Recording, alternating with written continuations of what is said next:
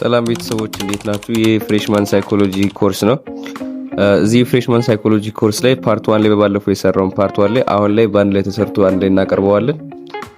ሁሉንም ፒዲኤፎች እዚህ ጋር የምናስተምርባቸው ነው። እያንዳንዱ ፒዲኤፎች ታች ላይ በዲስክሪፕሽን ላይ እናስቀምጥላችኋለን። ስለዚህ ሌላ ኖት ፍለጋ መሄድ አይኖርባችሁም። ሁሉንም ኖቶች እዚህ ጋር ማግኘት ትችላላችሁ ማለት ነው። ቻናላችንን ሰብስክራይብ፣ ላይክ ኤንድ ሼር በማድረግ ለሌሎች ተማሪዎች እንዲዳረስ በማድረግ ተባበሩን።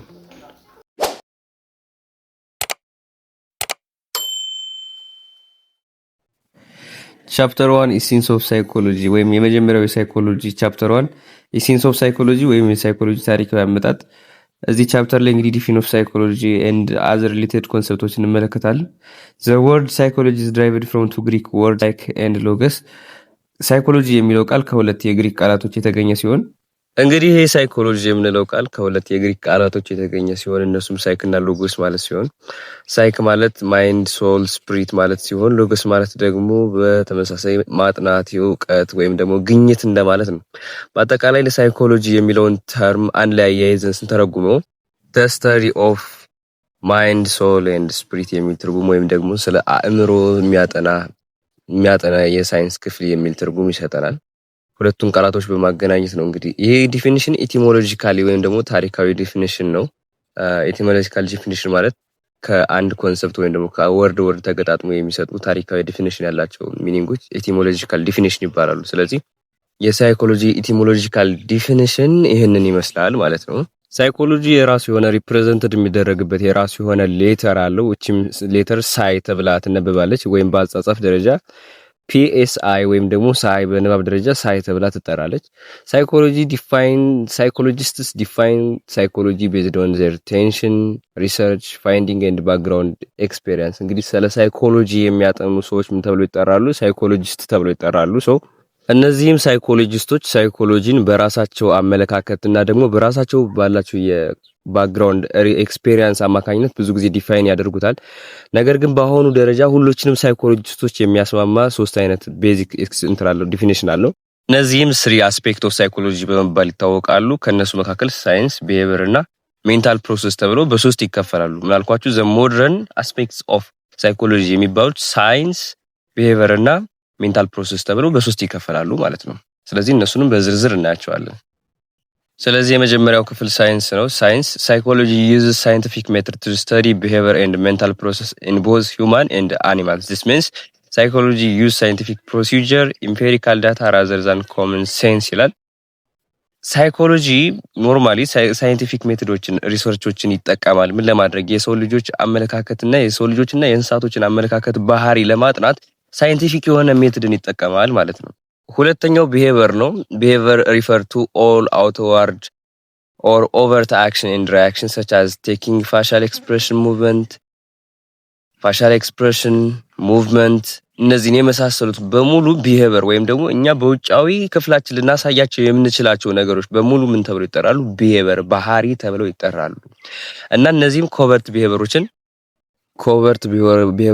ኢንክሉድድ ያደርጋሉ። ኮቨርት ቢሄቪየር ማለት ለምሳሌ ድሪሚንግ ማድረግ፣ ህልም ማየት፣ የተለያዩ ሴንስ የምናደርግባቸው ውስጣችን ላይ ያሉትን በሙሉ እነዚህንም ኢንክሉድ ያደርጋሉ። ያ ማለት እዚህ ጋር ኮቨርት ቢሄቪየር እና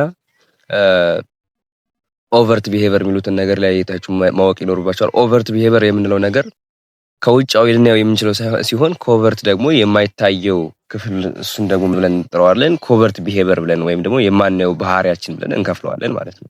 ሶስተኛውና የመጨረሻው ሜንታል ፕሮሰስ ነው። refer to all internal covert activity of our mind such as thinking, feeling and remembering. ሜንታል ፕሮሰስ የምንለው ነገር ምንድነው? ሁሉ ይሄን የማስታወስን ሆነ ፊል የማድረግ የማሰብና የተለያዩ ስሜቶችን ሴንስ የማድረግ ውስጥ ላይ ያለውን ቢሄቪየር እሱን ምን ጠቅላላ ቶታሊ ሜንታል ፕሮሰስ ተብሎ ይጠራል ማለት ነው። ወይም ደግሞ ኮቨርት ቢሄቪየር ካልነው መሃል አንዱ እሱ ሜንታል ፕሮሰስ ተብሎ ይጠራል ማለት ነው። እንግዲህ ሌላኛው ፓርት የሚሆነው ጎል ኦፍ ሳይኮሎጂ ነው። ላይክ እንደ ሳይንስ የራሱ የሆነ ጎል አለው። as a science there are 4 goal of psychology እነሱም ዲስክሪፕሽን፣ ኤክስፕላኔሽን እና ፕሬዲክሽን ኤንድ ኮንትሮል ናቸው። ዲስክሪፕሽን የምንለው ነገር involves observing and noticing everything. It is search for answer question like what is happening now, where does it happen የሚሉትን ጥያቄዎች የሚመልስበት ፓርት ነው። ወይም ደግሞ ዲስክሪፕሽን የምንለው ነገር ችግሮች ኦብዘርቭ የሚደረጉበት ወይም የሚታዩበት ፓርት ነው ማለት ነው። ስለዚህ ይሄ ዲስክሪፕሽን የምንልበት ፓርት ላይ ምን አይነት ጥያቄዎች ራይዝ ያደርጋሉ? ሃፕኒንግ ነው፣ አሁን ምን እየተፈጠረ ነው፣ የት ነው እየተፈጠረ ያለው የሚሉ ጥያቄዎች ራይዝ የሚያደርጉት እዚህ ፓርት ላይ የዚህኛው የሳይኮሎጂ ፓርት ላይ ነው ራይዝ የሚያደርጉት ማለት ነው። ስለዚህ የዚህ ጎሉ ምንድነው? ችግሮቹን ምን ማድረግ ነው? ዲስክራይብ ማድረግ ወይም ደግሞ መግለጽ፣ ኦብዘርቭ ማድረግ ጎሉ ነው ማለት ነው። በቀጣይ ተመሳሳይ ጥያቄ where does it happen, to whom does it happen and what circumstance does it seem to happen የሚሉትን ጥያቄዎች በሙሉ ምን ያደርጋል? አንሰር ያደርጋል ማለት ነው። ሶስተኛው ኤክስፕላኔሽን ነው። it try to find reason for observed behavior that helps the process forming theories and behaviors about it። ስለዚህ እዚህ ኤክስፕላኔሽን ፓርት ላይ ቅድም ለታይ ወይም ኦብዘርቭ ለተደረገው ችግር ምን መፈለግ ነው? ሪዝን መፈለግ ነው። ስለዚህ እዚህ ጋር ነው ቲዮሪ ሃይፖቴሲስ ፎርሙሌት የሚደረገው እዚህ ጋር ነው ማለት ነው። ፕሮሰስ ምንድነው? ሪዝኑ ያ ነገር እንደዛ ኦብዘርቭ እንዲታይ ችግሩ እንዲታይ ያደረገው ነገር ምንድነው የሚለው የሚታይበት ኤክስፕላኔሽን ላይ ነው። ሶስተኛው ፕሪዲክሽን ነው። የኦብዘርቭ ያደረግነው ነገርና ሪዝን የፈለግንለትን ነገር ወደ ፊውቸር ምን ያጋጥመዋል ብለን ፕሪዲክሽን የምንሰጥበት ፓርት ፕሪዲክሽን ተብሎ ይጠራል። ኢዝ አባውት ዲስክራይቢንግ ዋት ዊል ሃፕን ኢን ዘ ፊውቸር ማለት ነው። ይሄ በጣም ቀላል ነው።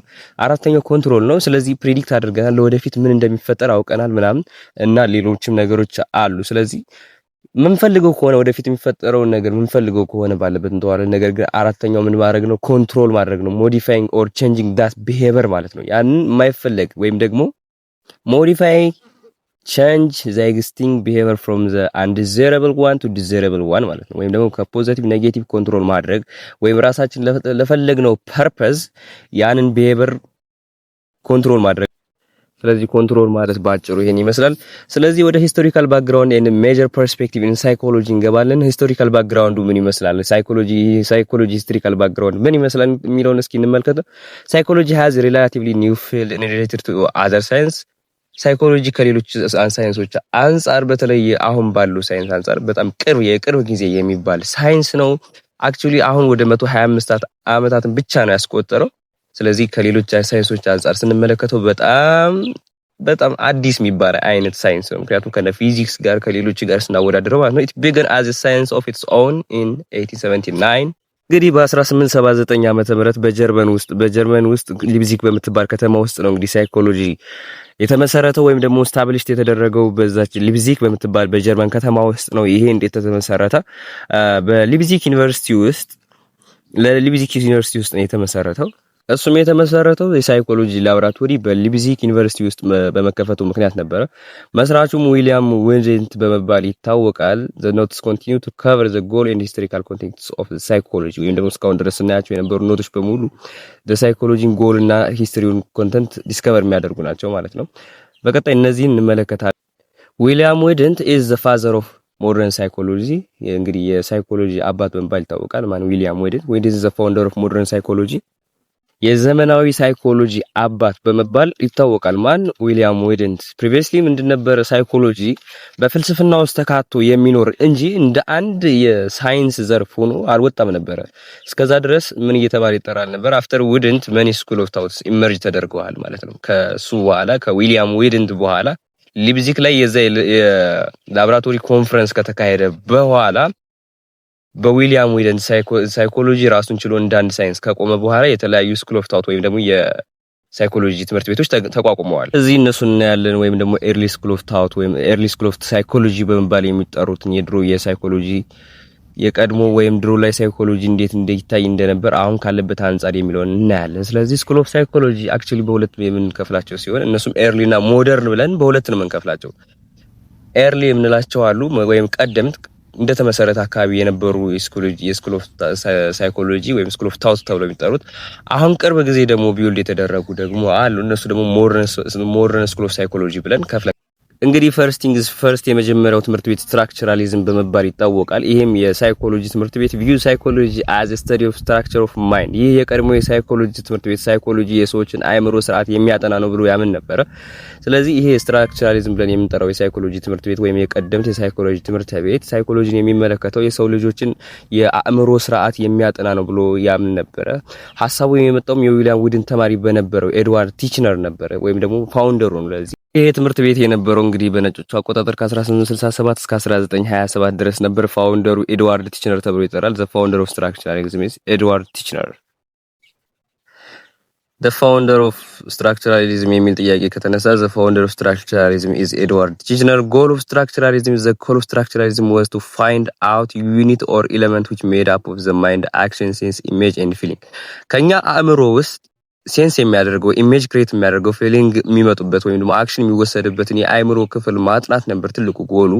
የሚያጠናበት ወይ ነው ስቴዲ ሜተዱ እንዴት ነበር ከተባለ ስትራክቸራሊዝም ዩዝ ሜተድ ኦፍ ኢንትሮስፔክሽን ወይም ደግሞ ጥልቅ ምርምር የሚባሉትን ይጠቀም ነበር። ማን ስትራክቸራሊዝም የሰውን ልጆችን አእምሮ ለማጥናት ኢንትሮስፔክሽን የሚባል ወይም ደግሞ ጥልቅ ምርምር የሚባለውን ሜተድ ይጠቀም ነበር።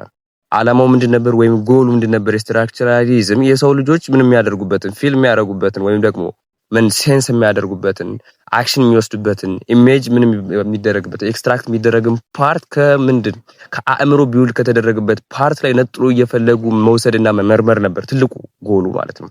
በቀጣይ የምንመለከተው ፋንክሽናሊዝም ነው። እንግዲህ ፋንክሽናሊዝም ሁለተኛው የኤርሊ ስኩል ኦፍ ታውት ትምህርት ቤት ነው። እንግዲህ ኦብጀክቲቭ ምንድነው ወይም ደግሞ እንዴት ነው ሳይኮሎጂ የሚመለከተው? ቪው ሳይኮሎጂ as a function of mind ወይም ደግሞ የአእምሮ ተግባር ነው። ምንድን ሳይኮሎጂ ያንን የሚያጠና ነው ብሎ ያምኑ ነበር።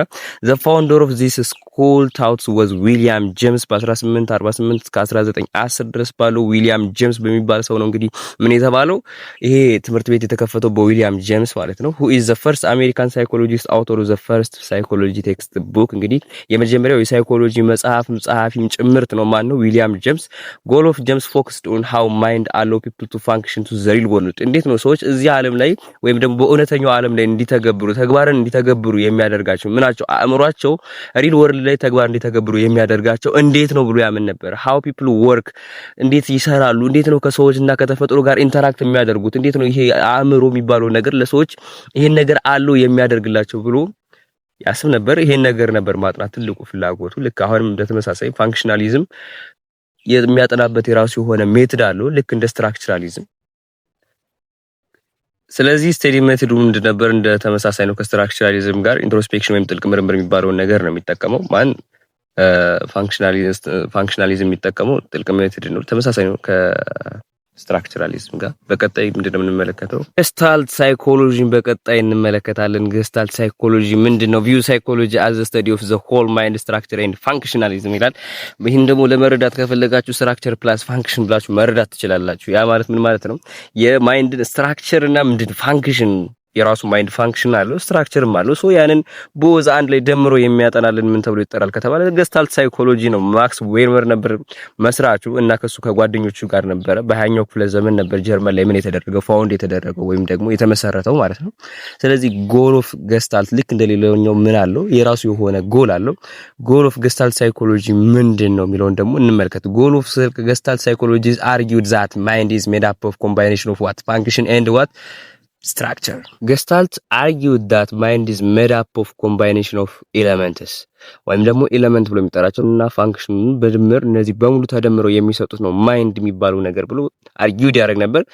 በአጠቃላይ ይሄ ራሱ ገስታል የሚለው ወርዱ ትርጉሙ a word is gestal is from German root ነው። it means whole ወይም ደግሞ configuration of pattern የሚል ትርጉም ይሰጣል። የሚጠቀመው ሜተድ ስተዲ ሜተዱ ምንድነው? ኢንትሮስፔክሽን ነው። ተመሳሳይ ነው። ስትራክቸራሊዝም ፋንክሽናሊዝም ለመያዝ በጣም ቀላል ነው። ከገስታልት ሳይኮሎጂ ጋር ተመሳሳይ የሆነ ስተዲ ሜተድ ነው የሚጠቀሙት። አራተኛው እንግዲህ ቢሄቪራሊዝም ነው። ትንሽ ከሌሎቹ ለየት ያለው ይሄ ነው። ቪው ሳይኮሎጂ as a study of observation and measurement behavior ምን ይመለከዋል? ይሄ የሳይኮሎጂ ትምህርት ቤት ምን ተብሎ ነበር የሚታወቁ መስላችሁ? observation and measurement በመመልከትና በመለካት ብቻ ነገሮችን ምን ማለት ይችላል ማጥናት ይችላል። the founder called ጆን ዋትሰን ተብሎ ይጠራል። ሌሎችም አሉ ላይክ እንደ ኤድዋርድ ቴንደር ላይክ and ፊስኪነር አሉ። ምርጫ ላይ እነሱ ምናልባት ማን ጆን ዋትሰን ከሌለ እነዚህ በምርጫ ላይ ቢመጡ ሊሆኑ የሚችሉበት አግባብ አለ። ዋትሰን አይዲያ ምንድነው የሚለው ሳይኮሎጂ ስተዲ ኦፍ ኦብዘርቬሽን ኤንድ ሜዠረብል ቢሄቪየር ወይም ደግሞ የሰዎችን የሚታይ ወይም ደግሞ ሊዳሰስ የሚችል ባህሪ የሚያጠና ነው ብሎ ይከራከር ነበር ወይም ደግሞ አርጊውድ ያደርግ ነበር።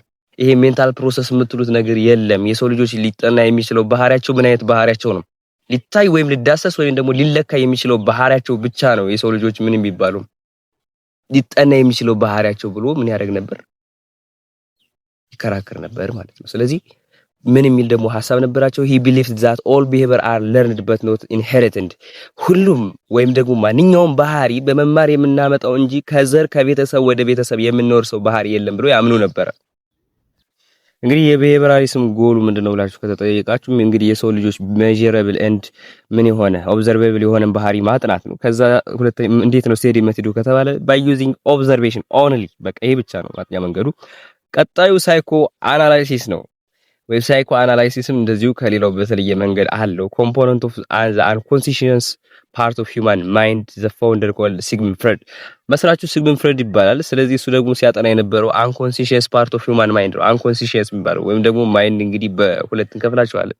ኮንሲሽስ ማይንድ እና አንኮንሲሽስ ማይንድ ብለን በሁለት ከፍለን እናያቸዋለን። አንኮንሲሽስ ማይንድ ምንድነው፣ ኮንሲሽስ ማይንድ ምንድነው የሚለውን ደግሞ እንመልከተው። እንግዲህ ዲፊኒሽን አለው ራሱን የቻለ ዲፊኒሽን። ኮንሲሽስ ባህሪ ብለን የምንጠራው ነገር ይሄ ምንድነው? አዌርነስ የምናውቀው ባህሪ፣ እሱን ልክ እሱን ብለን እንጠራዋለን፣ ኮንሲሽስ እንለዋለን። አንኮንሲሽስ ማይንድ ወይም ደግሞ አንኮንሲሽስ ቢሄቨር የምንለው ልክ እኛ ኮንትሮል ማናደርጋቸው ብዙ ነገሮች አሉ። እሱም ተብሎ ይጠራል፣ አንኮንሲሽስ ቢሄቨር ይባላል። ስለዚህ ሲግመንድ ፍሬድ ያጠና የነበረው ስለዛ ከሜንታል ፕሮሰስ ደግሞ እሱ ደግሞ ለይቶ ምን ያጠና ነበር? ይሄ ደግሞ አንኮንሲሽስ የሆነውን የሰው ልጆችን አእምሮ ክፍል ምን ያደርግ ነበር? ያጠና ነበረ። ኮንሲሽስ እንዳለ ሆኖ ልክ አሁን እዚህ ጋር ነገሮችን ጽፍላችኋለሁ ያሉትን ዲፊኒሽናቸው ምን ይመስላል የሚሉትን ነገሮች በቀይ የተጻፉት ሙሉ የኮንሲሽስ እና አንኮንሲሽስ ቢሄቨር ምን ማለት እንደሆነ የተገለጹ ናቸው ማለት ነው። አንኮንሲሽስ ቢሄቨር ማለት ምን ማለት ነው፣ አንኮንሲሽስ ቢሄቨር ማለት ምን ማለት ነው የሚሉትን በሙሉ እዚህ ጋር አስቀምጥላችኋለሁ። ወይም ደግሞ ኮንሲሽስ ማይንድ እና አንኮንሲሽስ ማይንድ የሚባል የሰው ልጆች ሁለት አይነት አእምሮ ክፍል አለው። ስለዚህ እሱ ደግሞ ከአእምሮ ክፍል ለይቶ አንኮንሲሽስ ማይንድ የሆነውን ብቻ ያጠና ነበር። ስለዚህ መስራቹ ሲግመንድ ፍሬድ ነው።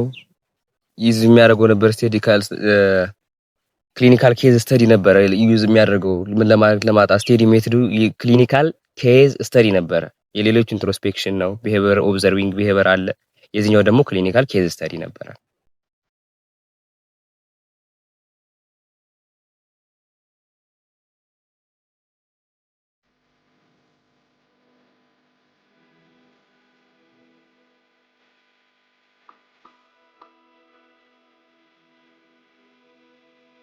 እንግዲህ በአጠቃላይ ይሄን ይመስላል። እንግዲህ ኤርሊ ስኩል ኦፍ ሳይኮሎጂ ወይም ኤርሊ ስኩል ኦፍ ታውት። እንግዲህ በመጨረሻ ላይ አንድ ቲፕ ልሰጣችሁ እፈልጋለሁ ለማጥናት ለእናንተ ይመቻችሁ ዘንድ በቀላል በሆነ መንገድ ለማጥናት ከሶስት ትከፍሉታላችሁ። ስም፣ ኦብጀክት፣ ጎል እና ስተዲ ሜትድ ብላችሁ ትከፍሉታላችሁ። እንግዲህ ከነሱ መሃል ኮንሲሽንስ የሆነ ማይንድ የሚያጠኑ የነበሩት ስትራክቸራሊዝም፣ ፋንክሽናሊዝም እና ገስታልት ሳይኮሎጂ ናቸው።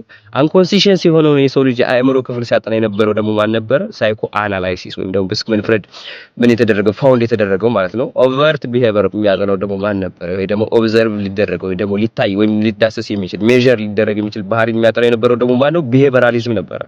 ኦቨርት ቢሄቪየርን የሚያጠናው ማን ነበር? ቢሄቪየራሊዝም ነበረ። ጎል ስንመለከት እንግዲህ ከጎል አንፃር አንደኛው አናላይዝ ኮምፖነንት ማን ነበር? ፋንክሽናሊዝም፣ ስትራክቸራሊዝም ኤንድ ምን አለ? ገስታልት ሳይኮሎጂ አለ። ኢፌክት ኦፍ ኤን ኤንቫይሮንመንት ቢሄቪየራሊዝም። እዛኛው ላይ ሳይኮ አናላይሲስ አናላይዝ ኮምፖነንት ላይ ነው የሚቀመጠው። ቢሄቪየራሊዝም ደግሞ የሚቀመጠው ኢፌክት ኦፍ ኤንቫይሮንመንት ወይም ደግሞ ኦብዘርቬብል ከሚሆነው ላይ ነበር የሚቀመጠው። ስተዲ ሜቶድ እንግዲህ ኢንትሮስፔክሽን የሚጠቀሙት ስትራክቸራሊዝም፣ ፋንክሽናሊዝም እና ገስታልት ሳይኮሎጂ ይጠቀማሉ። ኦብዘርቬሽን፣ ቢሄቪየራሊዝም ክሊኒካል ኬዝ ስተዲ ይጠቀም የነበረው ማን ነው የሚል ጥያቄ ከመጣ ማን ነበረ? ሳይኮ አናላይሲስ ይጠቀመው ነበረ። በቀጣይ ሁለተኛውን ፓርቲ ይዘንላችሁ እንመጣለን። ሁሉንም ፍሬሽማን ኮርስ ፍሪ በሆነ ወይም ደግሞ ነፃ በሆነ መንገድ ያለምንም ክፍያ እዚህ ታገኛላችሁ።